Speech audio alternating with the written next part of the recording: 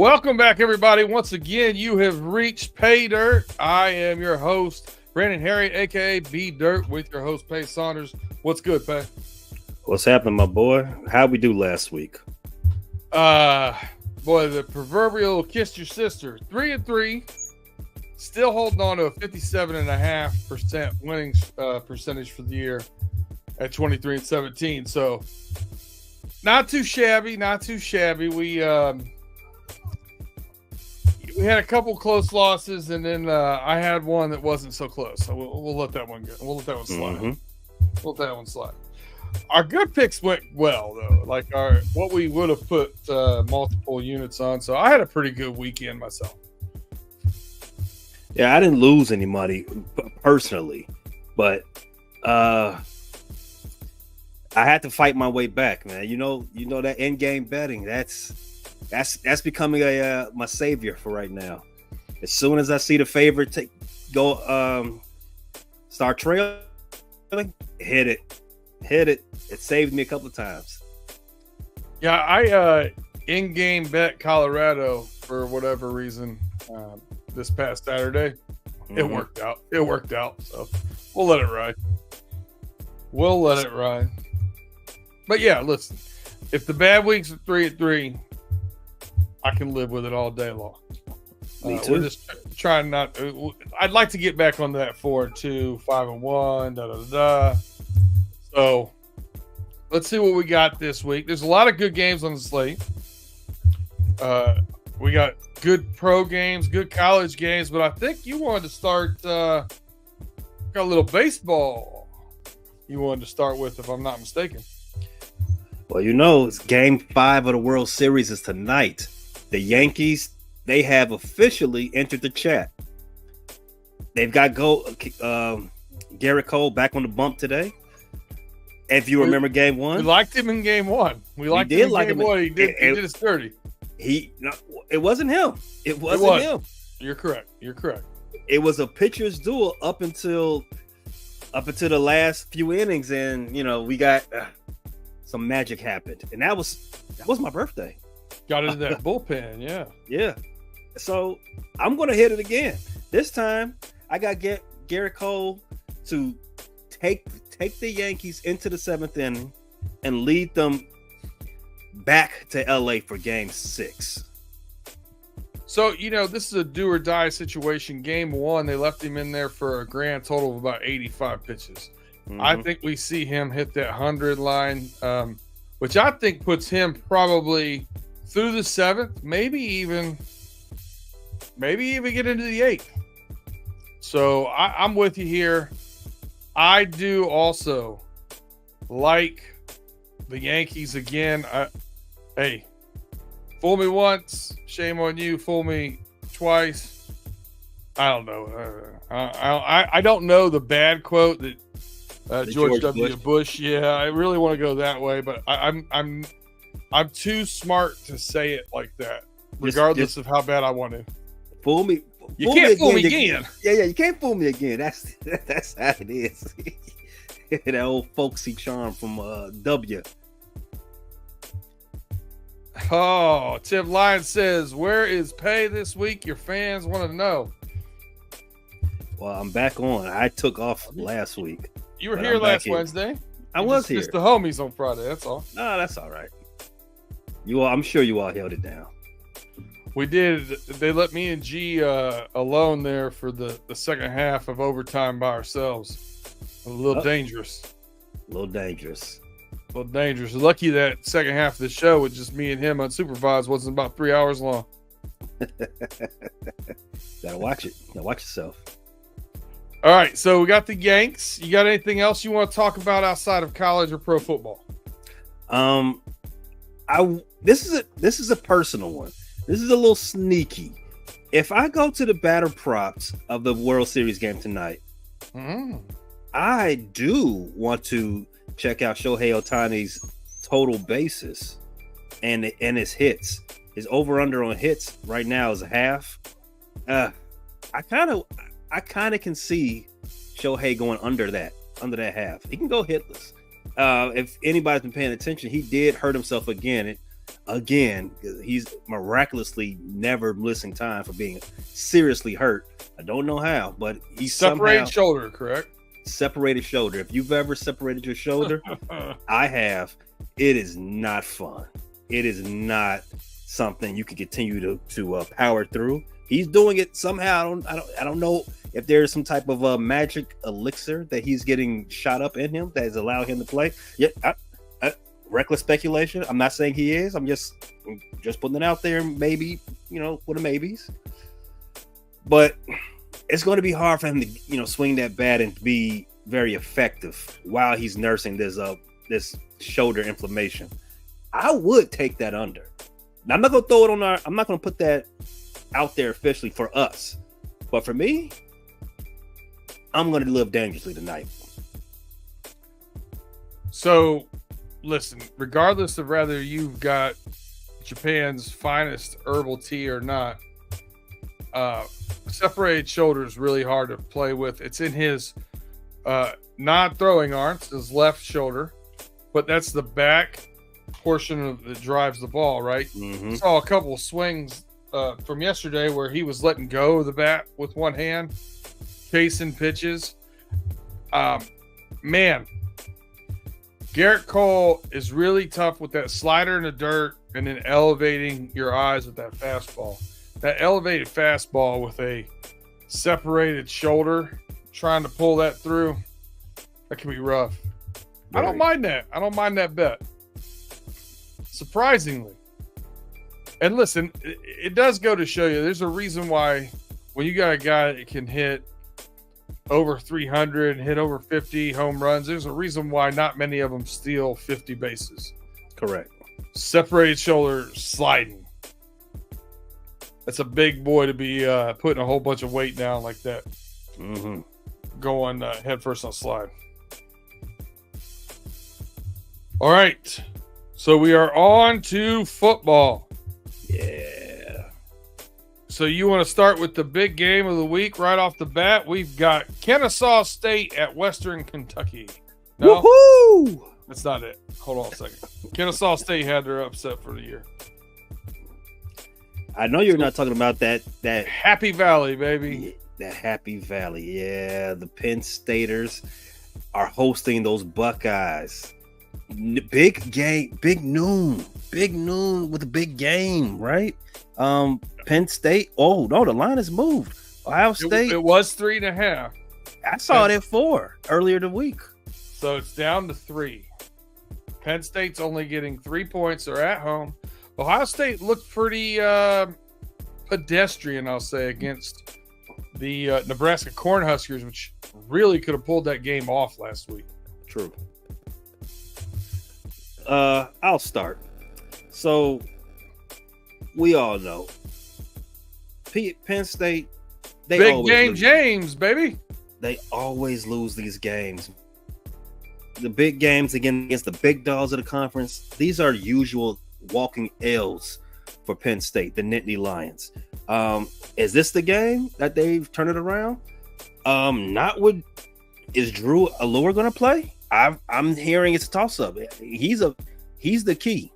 He's the key to this game. If we had to put something on wax right now, I'm staying away from Penn State. I was going to stay away from them anyway, just because I don't trust them. I don't trust their history in big games.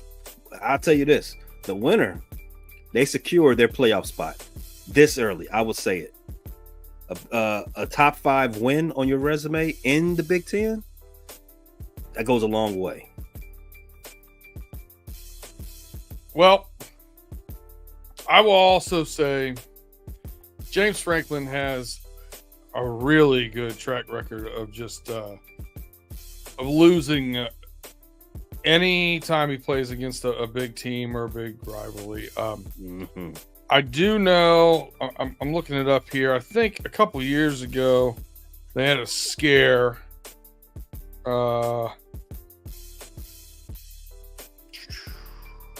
38-31, I think it was. Yeah, 2 years ago. So they've had a couple scares where they kept it close. Last year was not close. Seems like they keep it a little closer at State College in Happy Valley. Mm-hmm. I really I like the 3.5 or 4 here. If, like you said, if Drew Aller plays. The reason why I like it, he's a kid from Cincinnati, Ohio, went to Moeller, wanted to play at Ohio State, and ended up at Penn State. So I kind of like that, especially with Ohio State being a little flat. Mm-hmm. Last week, just two teams I can't really trust. For that reason, I don't see any bite here on the over-under. I don't see any bite on a 3-point spread. I got the avoid card out on this one. Wow. I'm going to take it. I'm taking Ohio State. I'm taking Ohio State, but you know what? I do feel you on the 3. I'd go money line if I was going to take it. Yeah, that's exactly where I'm leaning to as well. Because, that without that hook, like I said, it was 4 earlier in the week. I was feeling that. And now, you said it was 3.5 earlier today. Now it's just sitting at a field goal. Literally 3 hours ago. Yeah. Sitting at a field goal, that's risky business. I'm going to take just straight up win.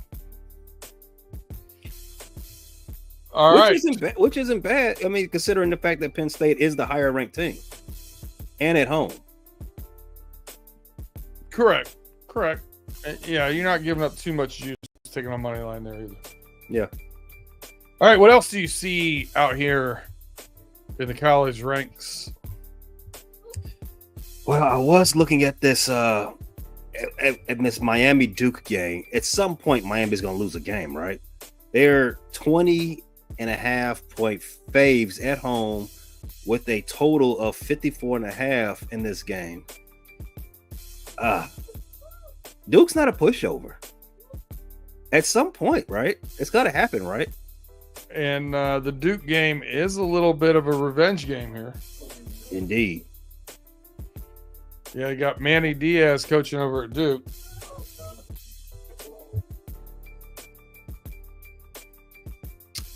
Man. And listen, Miami's kept it too close with several teams this year, but man, they look pretty good the last couple of weeks. I'm on the fence about that one, man. I love that at 21.5. On the fence for a 20.5-point fade. That's crazy. I don't believe in Manny Diaz. I'm gonna just call it like it is. I don't think he's a bad coach. I think he's fairly good. It's just the lights. The lights are too bright for him in Miami. They wanted too much out of him. Can Miami continue this path of winning? Yes, they can. They can beat the Blue Devils Saturday. I am calling BS on that line, though. I don't. 20.5. They've been playing too close to fire lately. I'm gonna stay away from the line. I'll take them straight up, though. Well, there's not much juice on that. No. So minus 13.50. Yeah, I can stay away from it altogether. All right, so you have a little bit of history here with Illinois, the state of Illinois, that is. I want to talk to you about this Illinois-Minnesota game. I believe it's a noon game. So we got Illinois is at home. Minnesota's favored by 3. Yep, it's a noon game. So it's one of the early ones. So Michigan beat Minnesota in a close game. Michigan got throttled by Illinois. 21-7 should have been worse. So watching my team play those two teams, seeing Minnesota, I mean, I don't know. The USC thing, flying across the country, playing against Minnesota, we've talked about how these college students aren't accustomed to flying across the country week to week. And some of those have really proven to be tough outs for the team traveling. So I don't put as much onus on that as maybe some other people do. I kind of like Illinois +3 here with that home field advantage. What are your thoughts there? Am I missing something? Are they missing a player that I don't know about? Or Actually, no. Illinois is fairly healthy. I can't explain to you why they're the underdogs at the career right now. I like that a lot. I had skipped over that one. Like Illinois is a damn good team this year. Some might say they might be top 4 in the conference. I wouldn't go that far. You got Oregon, you got Ohio State, you got Penn State. Obviously, we just talked about them. But after that, it's a fair argument, right? Yeah, I kind of like Illinois with that +3, man. I'm with you. Yeah, Bryant, their number one wide receiver now, is probable. So, I feel like we're set up for pretty good success there. Okay. Yeah, let's do that.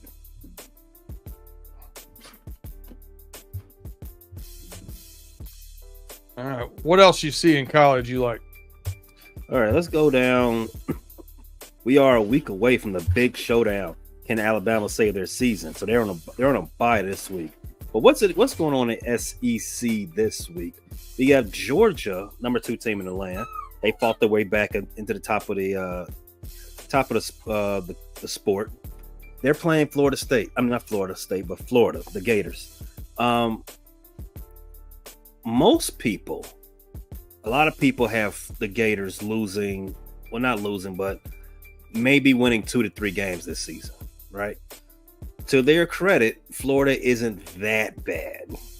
No, they've been playing better recently too. Mm-hmm. Now they did lose their quarterback, which sucks. Not great, yeah. But as you see the spread, 16.5, total 52. I kind of it piqued my curiosity. So I expect Georgia to win this game. But I'm feeling itchy. I'm feeling like Florida can get it underneath that 16.5. If this was 18, I'll stay away. 16.5, it's got me feeling away. Okay, so Georgia gets up for Texas last week, wins that game 30-15. Not really looking great in that second half. Now they're at home against Florida, and they travel to Ole Miss and then finish Tennessee at Georgia. Mm-hmm. I could see this being a little bit of a trap game. Yeah. A little bit of that letdown trap game. And here's another thing. I always look at this, and you know that. If the line's at 16.5 and 98% of the bets placed are on Georgia, and that line doesn't move, I'm going to watch this line probably over the next day or two, but I like it at 16.5. I'm going to try and get it at 17.5 to bet a little bit more. I think this might be a 2 or 3 unit bet for me solo. So I like Florida here as well, because I think you're going to have that natural letdown. I think it's going to be a closer game. And listen, all it's got to be a 10 or 14 point game. It still could be a handy win, and you get the cover. That's all I'm saying, B. Like I feel it feels good. It feels juicy. Yeah, I like the value in that. We could be wrong. Georgia could still be riding high and come out and smoke them and do what they're supposed to do. But I got a feeling, right? I got a feeling that line, Florida, you might want to play those in solo, like you said. Now, let me ask you about that game right in front of you, that Oregon-Michigan game. Oregon, I think, is the far superior team here, especially offensive side of the ball. Michigan did find a little bit of success in a forward pass last week. That was quite interesting. Didn't know that was going to happen. Loveland, going to be a matchup problem. Will Johnson didn't play last week. I think that's a big part of what I think about this line. But we keep seeing the new, Pac-12, Big Ten merger. Every time one of these teams travels across, it seems like they start slow. You look at USC at Michigan. You look at Penn State at USC. You look at Michigan at Washington. Like all these games, when you start seeing these moving pieces go across the country, it's a little bit tough. I think Ohio State's a better team than Oregon, but Ohio State had to go across the country to play Oregon. I think 15's a lot. I mean, again, 2-touchdown win in Michigan. Oregon wins it handily. Maybe Michigan gets a late touchdown or something. That still covers. I piqued interest in this. Yeah, I'm like you. I'm watching that one. It's crazy. They keep putting the Nike boys on these planes, on these long plane rides, right? 15 to me. Nike versus Jordan. To me, a 13 to 15 line is fair. But you're, like I said, 13 to 15, right? You're backing up on the back end of like, okay, it's getting a little out of hand. I'm gonna watch 13, I would stay away from. Yeah, I feel that. For me, I'm gonna watch it. I'm gonna watch it a little more, see what happens with this one. I'm pretty sure Oregon can win this game by 2 scores, though. Yeah, Afton. College teams are not used to traveling across the country mid-season. Never had to do it really until this year, unless it was an oddity. And normally when they do that, they schedule them earlier in the year. They try to do it before classes in, get out there the week before. That's the reason why you see some of those matchups the first week or two of college sports where they're traveling, Texas coming to Michigan or whatever it might be. And then they normally stay in their geographic area. Now that they've had these super conferences are starting to form, some of that's going away. And these guys that's going to be a lot of figuring out or what they've got going on because, when they do it for bowl games, they fly across the country the week before and they're there for, 3, 4, 5 days. So what are they going to do? Are they going to start doing tutors? They're going to start learning, is it going to be online learning and they're going to get there a couple of days earlier? So you get that. I mean, your body rebounds obviously at that age a lot better than any other time in your life, but it's still not optimal. It's not optimal for sleep. It's not optimal for just the human body makes adjustments there. So it's an interesting dynamic we never had before. All right, any more college sports before we take a quick break and go into the NFL? I am good on the amateur ball. Let's go to the pros. Oh, man, semi-amateur at best nowadays. All right. Well, we're going to take the quick break before we do so. We will hear from our sponsors. If you're here on our YouTube channels, just hang out with us.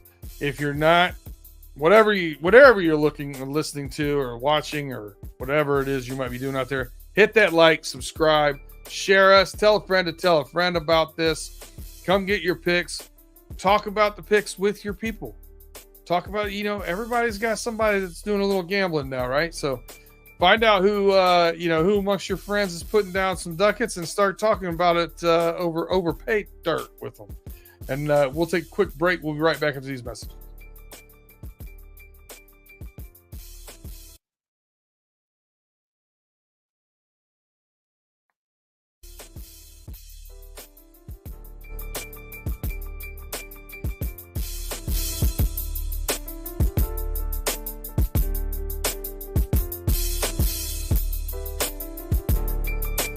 All right, welcome back to Pay Dirt. We have covered those college games, giving you a little bonus on the World Series tonight. And now we are going to get into what I consider our meat and potatoes, man. The NFL slate. NFL's still king out here in these streets. Let's get it started, man. You want to talk about the Thursday night game? Yeah, let's start with Thursday night. We got Or you gonna give me a no? Do we have to? No. I like Thursday night. I love, if anything else, I love watching the broadcast from Amazon. I don't care about the trash teams, even the trash teams that they keep forcing on me. Jets. I'm just gonna watch it. Now, if this was a London game, Germany game, something I got to wake up early for, you are testing my patience. But in any case, you have the Houston Texans going to see those Jets. Those Jets that they keep forcing on us. They want us to believe they're a good team. I've been telling you all since training camp, they are not. And we ain't got to get into that right now. But for the life of me, who the hell do the Jets think they are to be giving 1.5? They should not be the favorite here. I mean, the argument for that is Nico Collins is out, Stephon Diggs is out. Who are they going to throw the ball to, right? No, you're right. They have two dynamic playmakers on offense out for the foreseeable future. But I've said it before, and I'll say it again. I'll say it a lot this episode. Quarterbacks drive the line. Wide receivers, running backs, they're interchangeable. All you gotta do is, go where you're supposed to be and don't put the ball on the ground. They're interchangeable. But try to tell the Jets that. Jets think that more wide receivers can fix all ailments. Well, guess what? You're taking another L on Thursday. They're 1.5 point favorites. The total is 42. I've got Houston again as the underdog. They're going to handle their business. I like that. It seemed too simple for me. I think I've overcomplicated what I was thinking here. I also got into this a little bit. For all the Jets accolades and how good their defense is, defense hasn't been really playing that great of late, especially against the run, which leads me to a little Joe Mixon plus 80. I like him over 80 yards in this for minus 130. Oh, go back.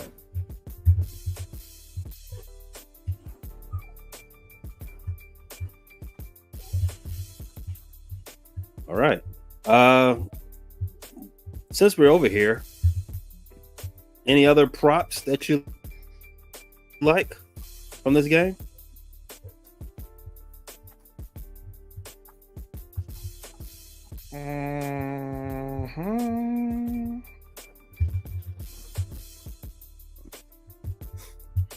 Man, I wouldn't be afraid of Dalton Schultz either.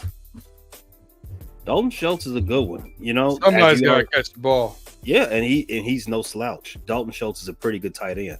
40 plus for minus 30. I kind of like that. I'm gonna ride with that one.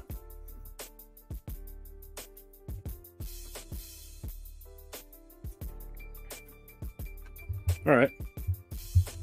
I think we're in lockstep with the Thursday night football. Let's go to Sunday if you don't mind.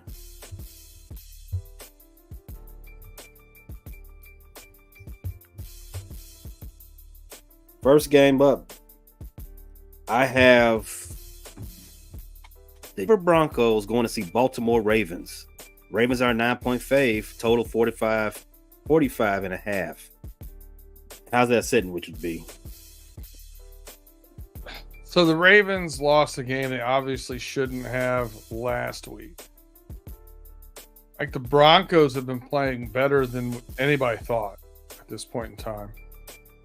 But do the Ravens have a bounce back game here? Kind of show their authority. I could see them not taking their foot off the pedal. I don't like it. Yeah, for me, I expect Baltimore to bounce back. But 9 is a lot for a good defense. I'll take Denver plus 9.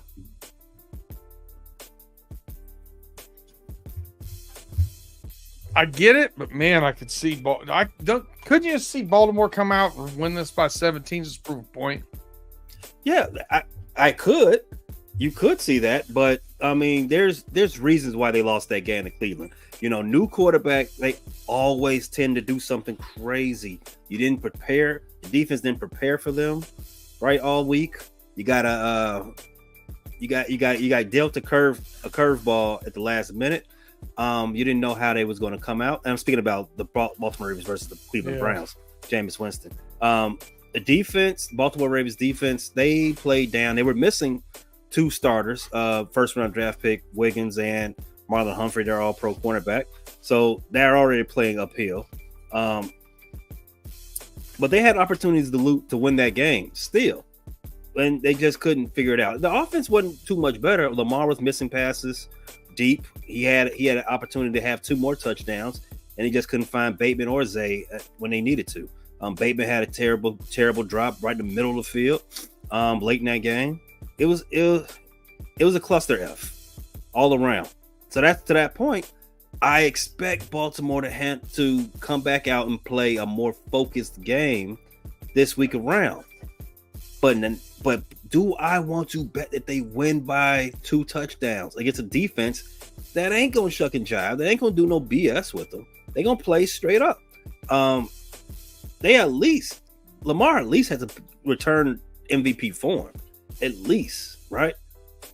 For them to be successful. Or I mean, Derrick Henry can go off. Whichever the case, I expect them to win, but I don't know about betting them to win by 2 scores. That's a bit far. A little steep. Yeah, it's a little steep. If anything, I would take that money line. I'll take them to win. Straight up. Take them to win straight up. Because 9 is asking a lot. I feel more confident in saying Denver Broncos keep it closer than 9. But I feel the most confident in saying Baltimore will win the game outright. And that's a parlay builder too. That's not a lot of juice for that squeeze if you're going to just bet it solo. Mm-hmm. All right. Next game is treacherous to me. Oh, Dolphins, why the Bills? What makes it treacherous? I mean, what are you getting out of those? I don't know. I would have leaned Bills here, but these again are 2 teams that I don't really trust. Well, I'll tell you this. Tua always leads Miami to a fat L against Buffalo. Yeah. And 6 is modest enough for me to take the Bills. Yeah, that's not on my betting list. But the next group is. Oh yeah. The Raiders and the Bengals. That's the Bengals are your team, aren't they? They are. And they have been playing like doo-doo brown. But the one thing they have been doing is they've been making modest offenses look really good. Really? They can score some points. I expect the Bengals to score some points here. It's at home. You may hear some boo birds. There's some pretty angry fans out there. I like the over 46.5 here. Really? Okay. Yes, sir. I can dig that. Because here's the other part of this. If the Bengals do get the offense rolling, they need to keep it rolling. They need a confidence builder. So I think they're going to keep throwing that out there. Yeah, I'm skittish on that 7-point line. 46.5, that total, that's right there in the money. Right. I'm skittish too because they let every possession of the second half the Eagles scored. Mm-hmm. Yeah, they've just played some really bad defense. So you said that a lot for the Cincinnati team this year. Yeah, well, it's pretty factual. Okay, let's. I'm good on this game. DC and the Giants. So the last time DC saw the New York Giants, history was made. The G-Men became the first team to lose a game in regulation, in which they scored 3 touchdowns and didn't give up a touchdown. Now, my favorite team just played the DC Commanders, and they didn't score a touchdown until the very end of the game. We had to go into that, traumatic. I don't want to talk about it, but I'm starting to question Washington's ability to score consistently, game in and game out. When I say score, I mean touchdowns, right? And this is a crazy thing to say because they do have the number one offense. Some of that is stat padded from when they played bad defenses, the Bengals, undisciplined teams elsewhere in the season. Some of that could be a little smoke and mirrors. So I would not be shocked. And if you look at this line, the Giants are 3.5-point dogs at home. I wouldn't be shocked if the Giants messed around and covered that and won straight up. You think the Giants win this straight up? I wouldn't be shocked if they do. I'm not super confident. I'm not super convinced that Washington can cover that 3.5. I mean, they are coming off a very big win, a very emotional win, right? I mean, it's not outside of the realm of possibility to have a little letdown in a division game, no less. It's not crazy. But 3.5 is within that, that error, that margin of error. So you can go either way with this. I feel the most confident about that total, 43.5. I like the over there. That's my pick to click for this game. You like the over? Mm-hmm. Man, I can't do it. The Giants' offense is abysmal. I disagree with you here. I think the Commanders minus 3.5 is the play for me. Daniels with another week to rest the ribs. They bother him a little bit, maybe, but he threw the ball 70 yards on the last play, so I don't think they really bothered him all that much. Another week, those will definitely be feeling better. Brian Robinson is probably the biggest reason why I think they've had some problems in the red zone or stalling out. His running game, I think, is like the difference maker for them because of the yards after contact he gets, physical back. Mm-hmm. He's still questionable with a hamstring. I like this for a 1-unit play at minus 3.5. If I get a Brian Robinson back, I might like it for a 2-unit play. All right. Let's roll. The next game on the docket, the Chargers are going to see those Browns that we just talked about. The Chargers are 1.5-point faves on the road, total 43. Listen, I'm staying away from the Browns. I need more info. I need more information on how they're going to play moving forward. They just upgraded their quarterback. I don't got to say too much about that.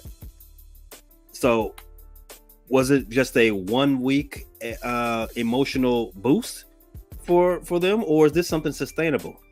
I need to see more before I need to know the trend. We talk about doing things smart, not being risky with our money.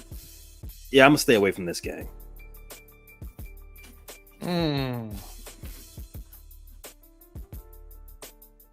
I'm flirting with the Chargers minus 1.5.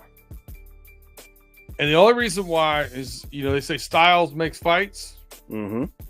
I think the Chargers defense are going to get a couple turnovers against the Browns.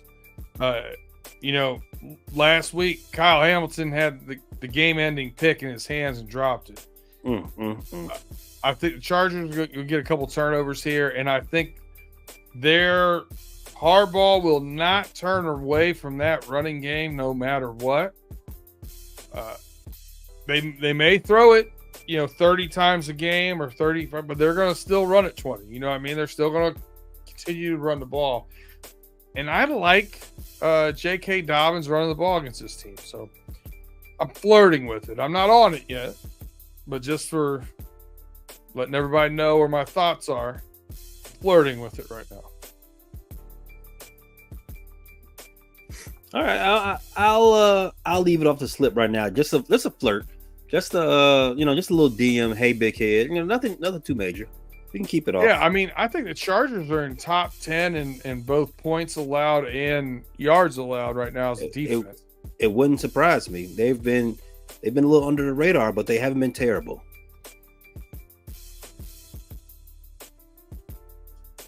All right, you want to move to the next game? We've got a few more from the noon slate. You like anything with this Dallas Cowboys? 3-point dogs against the Atlanta Falcons. Total 52. I do not. I wish that it was a 48 or 49 over, but I'm out on it. So to me, both defenses, they leave a lot to be desired.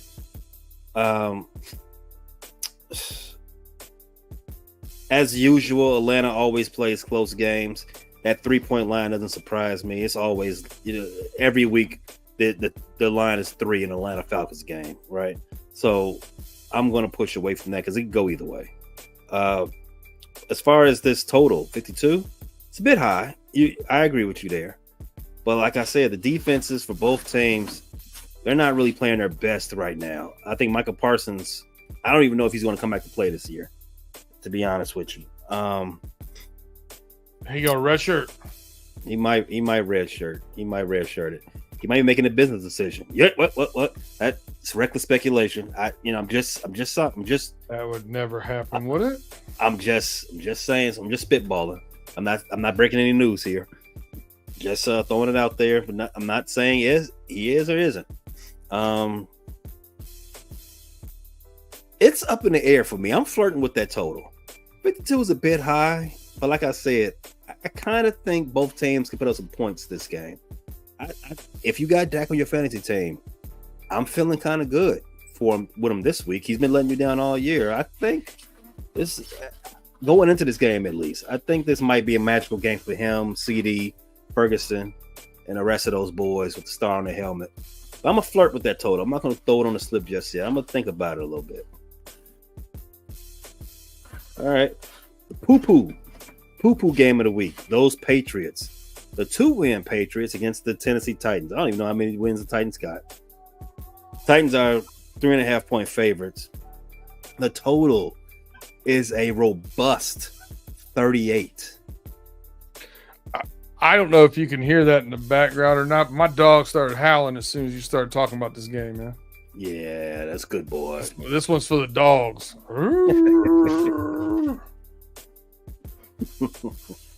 This should be played in London or Germany or something. Oh no! Do not put this game on where we are forced for it to be the only game on TV. No. Yeah, but I can do some more of that yard work. Yeah, we said to do yard work that last time the Patriots played in London. I got to be real. I didn't do any yard work. The game was on. I'm sorry. No. The game was on, but I did that to yourself. I had to do some work, but the game was still on. I had it going on, but the corner of my eye was watching a little bit. I had the sound off. At least give me that. I had the sound off. Yeah, I don't love it. Basically, what I'm saying is football is addictive. It's very addictive. For me, for this game, I don't have anything from this game. I knew the Patriots are going to cover and possibly beat the Jets because the Jets are not a good team. Patriots aren't a good team either. Titans, they look like they have a little bit of mojo going now that they benched Will Levis and put Mason Rudolph in the under center. But that has a shelf life as well. Just same thing we said about Jameis Winston. Well, I said about Jameis Winston. You want to start to notice the trend before you jump all in. I'm gonna stay away from this game. Ditto. All right. Last game from the noon 1:00 slate. Though it's an NFC South matchup. Saints going to Carolina. They are a 7.5-point favorite. Derek Carr is supposed to be back. The total's 43.5.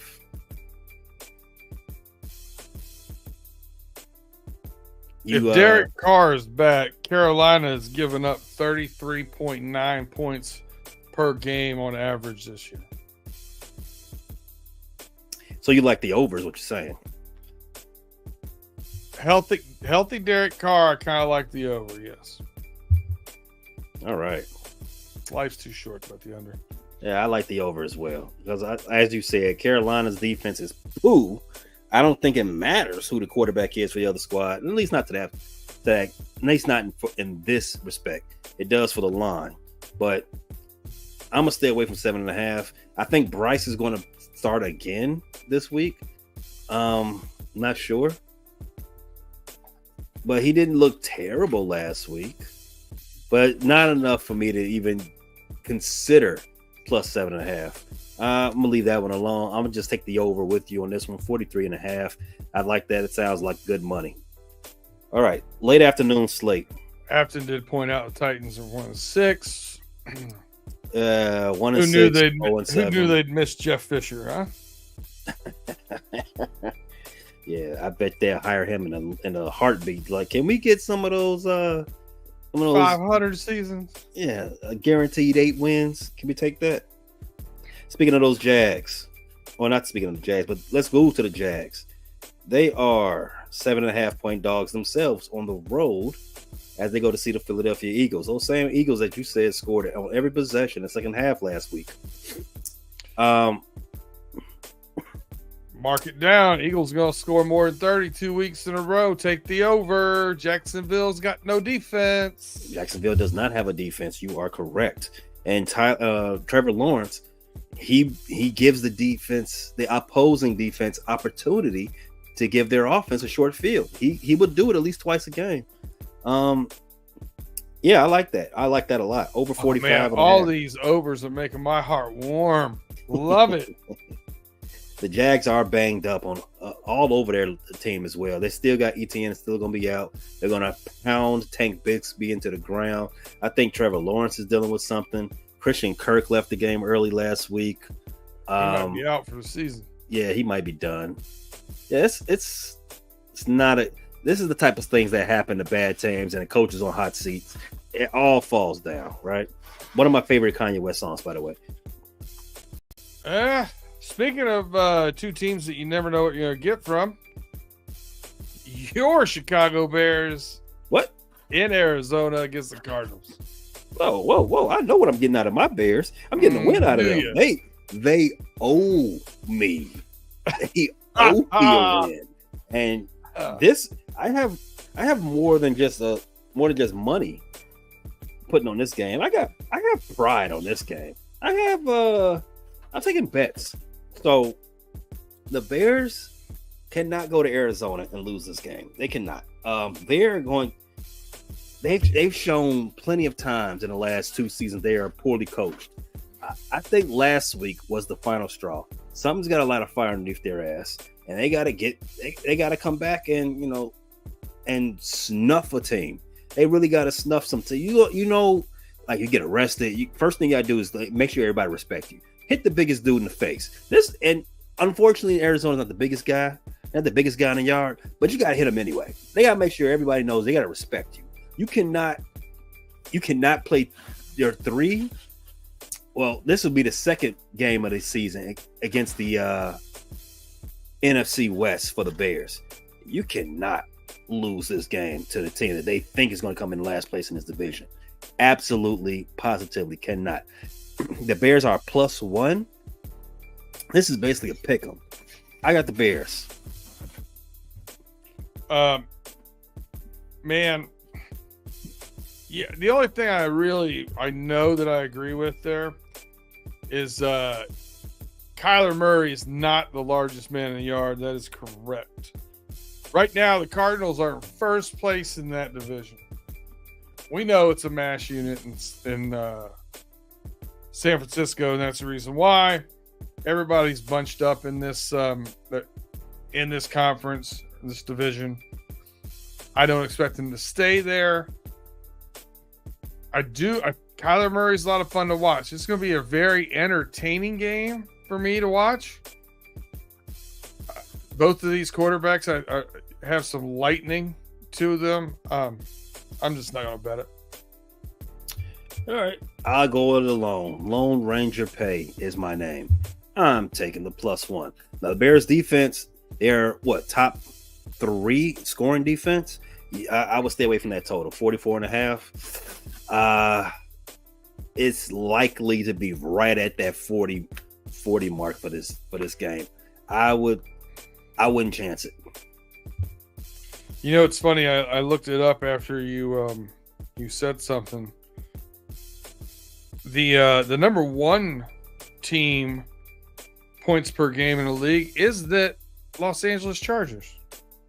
Yeah, they control the ball a lot. Followed by the Steelers, followed by the Denver Broncos, and then your Chicago Bears, Kansas City Chiefs, and the Buffalo Bills. Some good defenses you ran off there. Some of them just play crappy offenses all season. We ain't got to talk about who. Correctamundo.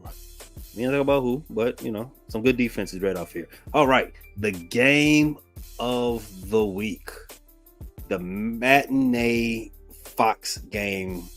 Tom Brady on the call. Detroit Lions 3.5-point faves going to Lambeau Field. Play those Packers. Total 48.5. So Love just tweaked his knee out of nowhere again, walking on the sidelines last week, goes down. Malik Willis is coming in.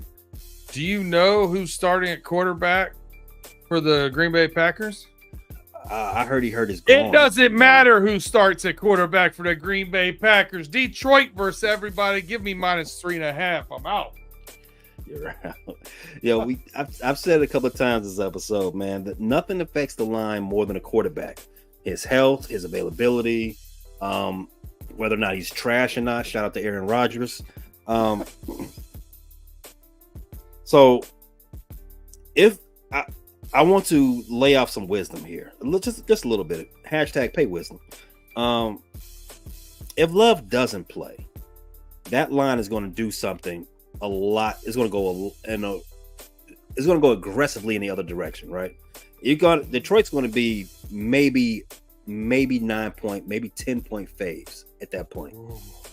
So if you are leaning Detroit, your best value is to jump on it now before the word comes out that Love is not going to play. The reason why he is close that he might not. Their bye week is next week, so you can mess around. And did not practice. I got it listed as a groin. Yeah, that's it. Yeah, his groin. He hurt his groin. No, did he? He's dealing with a lot of below the belt ailments. He still popped that MCL earlier this season. That's the not groin could be from overcompensating. Exactly. Coming back too soon. Yeah. So it wouldn't shock me if they held him out for one game but get 2 weeks of rest, right? They still do got to play the Detroit Lions one more time this season, so they can get their get back. They're not, but they can try. So, like I said, if you're leaning Lions, you might want to lock this in now before that line does something crazy. But Jordan Love has surprised us before with the injury, his injury recovery. He could mess around and play. And then once they say Jordan Love is active, this line is going to go back. This line is going to go down. I would think this line would move closer to 2, 1.5 in the event that they say that he's active, right? So again, if you're leaning Detroit, you might want to wait on that. So you're in a precarious spot right now. I'm just gonna say, B, like you said, Detroit versus everybody. I don't give a damn. Your best bet is do it now while it's still good value out there. Because once the line goes up to 10, like I predicted will do, if Love doesn't play, it's gonna be a lot different. I like it. All right, but with all that said, let's just say the line stays as it is. They're about to play the game in a half an hour. Detroit's a 3.5-point favorite. I like Detroit to cover that. I like to see a lot of points on the board. Detroit's offense is high flying. Jameson or no Jameson, they're still putting up numbers. Even the Packers have a sneaky good defense. They're a top 5 defense as well. But Jared Goff, he's on another level right now. I think he's over the last 6 weeks or 5 weeks, he's only incomplete. He's thrown 13 incompletions total. Yeah, Detroit, I like him all the way. Give me Detroit to win straight up, obviously, because I got them covering the 3.5, and I like the over in this game. I'm in. All right. Anything else? You got anything else from this? You got something from the NFC West, the Rams versus Seahawks, the Sunday night game, Monday night game. Listen, the Colts are, starting Father Time, so I don't know what to expect there. We've talked ad nauseum about the Chiefs and higher lines. I don't know about that game. That Rams and Seahawks, both these teams need this game really bad. It's going to be really tight. I'm going to stay away from that. Yeah. Yeah, my sentiments are the same. The Chiefs, I never trust them with a large spread, and Patrick Mahomes continues to regress to the mean. I'm going to stay away from it. Their offense is still too patchwork for me to trust. The Vikings lost 2 games in a row. And as you said, Anthony Richardson, he's an easy bet against because he's probably the worst quarterback in the league. He's been benched because of fatigue and general terribleness. So you got Flacco, and Flacco is magical. So I don't want to get caught holding the bag there. It's no fun when a rabbit got the gun, right? And right. As you said, the Rams and the Seahawks division battle.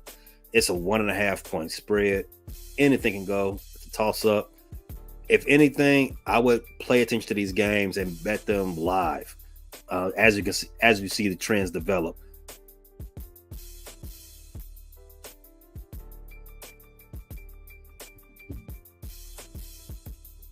I'm good with it. We got 16 on this bet slip. We gotta get down. Yeah, we got to knock off 10 games. All right. So before we get started, I just want to put that out there. Like, the odds on this bet is plus 939,639. Jeez Louise. If you were to just lay $1 on this as is, and it all hit, $9,397 you take home. Easy math. That's the reason why 16 is real hard to hit. Very. This is what we call a lottery ticket. Very difficult. Hold on, man. Yankees. I think we might be leaving a baseball one in for the first time. Oh, I like it. Let's get freaky. I like it. Ohio State, Florida. What else we got here? Okay, those are only 2 college. So let's leave one college game in. Which one of those 2 you like best? I like Ohio State to win straight up. I think that's an easy pick. All right, let's get Florida out. Take Florida out. All right. All right, so Texans, Jets. I really like that mixing line. Let's keep rolling down. All right. We have the same game parlay with the Texans. Just remember, we have Texans plus 1.5 against the terrible Jets. Joe Mixon, over 80 yards rushing and over 40 yards receiving for Dalton Schultz. So do you want to remove that whole thing and bet that separately? You know what? For the sake of the argument, yeah, let's do that. Let's move all of it and just keep that same game parlay off to its own. And if you want to make it a 4-leg parlay on that same game, take Wilson over 5.5 catches. Go ahead. All right. So what we got left? We got Baltimore winning straight up. We have the Bills -6, We have the over 46.5 for the Raiders and the Bengals. Over 43.5. Washington Commanders at the Giants. Commanders 3.5 favorites. All right, you didn't like the command. I didn't like your Commanders bet. You didn't like mine. So why don't you take those two off? All right, split the baby, as they say in that old book, Old Testament, I believe. All right, that leaves us with. Let's see. You got the Raiders. Oh, I already said that. Over 46.5 for the Raiders Bengals game. Over 43.5 Saints Panthers. I think that's a lock. Over 45.5 Jags Philly. Lock. Bears +1. Lock. Detroit Lions minus 3.5, and Detroit Lions over 48.5 in their game with the Packers. So, all right. I like the other overs. The Lions Packers one. Let's get rid of that one. Okay. Weather Green Bay. I don't want to pay attention. I don't want to look it up. You said the total? Yeah. All right. So now we're down to 9. All right. What was see, I don't like your Bears pick, but all right. I mean, if we can't agree to it, we got to move it off. The Bears are they got the world looking at them funny. They got to get their respect back, and they're going to do it. All right, so we have 3 overs in a row up here. So let's look and see which one's most likely not to hit. Who's the quarterback for the Raiders again? Did they go back to Minshew, I think? Oh, yeah, they had to because O'Connell got hurt. So we got Minshew Magic versus Macaulay Culkin. You got the Saints. Derek Carr's returning against the terrible Carolina Panthers defense. We have the Jacksonville Jaguars' terrible defense and terrible offense against the Eagles' shaky offense. I think that Eagles Jags game is the one that might be most vulnerable. All right, take that one off. All right, one more. So what we have now, we have 7 picks. Yankees to win straight up tonight. Ohio State to beat Penn State. Baltimore Ravens to beat the Broncos. Bills -6. And we have 2 overs. Over 46.5 for the Raiders and Bengals. Over 43.5 for the Saints and Panthers. And the Detroit Lions -3.5. So we got 7 on there. There's 2 money lines on there that I think are too easy. Take one of them off. Which one do you think is least likely? I want the one that has the least amount of juice. So that would be the Ravens. Yeah, that would be the Ravens. They're -440. All right, so dump the Ravens. All right, there's our 6. Now we got 6. So we got the Yankees money line. Ohio State money line. OSU money line. All right, what's next? Bills -6. We have over 46.5 for the Raiders and Bengals. We have over 43.5 for Saints Panthers. And Detroit Lions -3.5. The odds on this, the combined odds for this parlay is plus 3,612. I dig it. You know the best part? If the Yankees money line doesn't hit, run it back as a 5-teamer. That's right. That's how you hedge master. That's it, man. All right, well, where are we gonna see you at next, Pay? So today's Wednesday, our usual Wednesday NFC North round table was rescheduled for tomorrow. You will see me on the Bleachers to Speakers podcast, same name for the YouTube channel, live tomorrow afternoon. Well, tomorrow evening rather. 5 p.m. Central. There we'll be talking. We'll be talking NFC North football, Bears, Packers, Vikings, and Lions. Always a good time with my bros. After that, we have the homies also live on YouTube on Fridays, and we'll sprinkle in a little Bears talk at the Frustrated Chicago Sports Fan channel. That'll also be populated every day on YouTube and everywhere else you get your podcast fix. All right, if you're live on YouTube or watch this on YouTube, we go live on YouTube every Wednesday around 6:35 Eastern time. I follow that up 15 minutes from now, running through the jungle. We also had a little snafu with our recap, our roaring reactions show. The snafu went as follows. None of our schedules worked out, and I was celebrating with Jess's family for her birthday and did not actually get to watch the Bengals game, had to watch it on replay, which is excruciating when you already know what happened, and it's not good. So we'll talk about that a little bit here. If you're more of a Spotify, listen, I'm a Spotify guy myself, so if you listen to us on Spotify, Google, whatever, on the Running Through the Jungle channel, I'm very, very cautious and organized as far as getting these out. Running Through the Jungle will play on your drive time at 5 a.m. in the morning. I schedule it every week on Thursday at 5 a.m. And then on your drive home, you've got Pay Dirt Thursday at 3 p.m. That way you can get your bets in before that Thursday night game. So the money line on the Yankees, you may already missed it. You might have to leave one of those other games in there if you want to do the 6. But listen, the pick 6 doesn't mean you got to put a 16 parlay in.